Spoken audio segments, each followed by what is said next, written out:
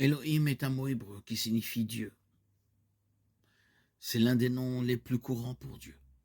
Dans l'Ancien Testament, dès le tout premier verset, au commencement, Elohim créa les cieux et la terre, Genèse chapitre 1, verset 1. Le nom qui sonde les esprits et les cœurs, Psaume 7, 9. Par exemple, Dieu Tout-Puissant, Genèse 49, 24, signifie Dieu très haut. Et il signifie aussi Dieu qui voit. Les noms personnels des personnes peuvent inclure le nom de Dieu. Dans Daniel, Nathanaël, El, signifie le Dieu. Samuel, entendu par El.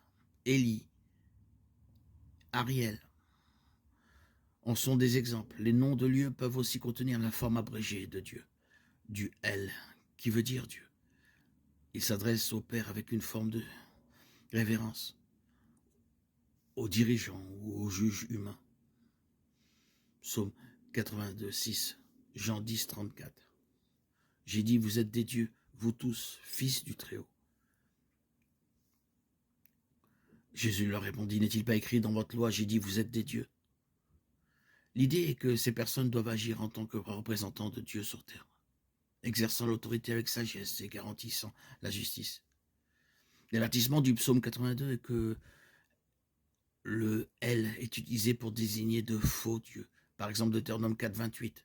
Ils m'ont abandonné et se sont prosternés devant Astarté, le dieu des Ammonites. 1 Roi 11, 33. Notez que cela implique du polythéisme. Non. La Torah indique clairement que Dieu est un.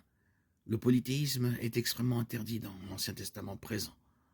Père, Fils et Saint-Esprit. Matthieu 3, 16, 17. Notre Dieu est grand et puissant. Sa puissance se manifeste jour et nuit dans l'univers qu'il a créé. Ah Seigneur éternel, tu as fait les cieux et la terre par ta grande puissance et par ton bras étendu. Rien n'est trop difficile pour toi. Jérémie 32, 17.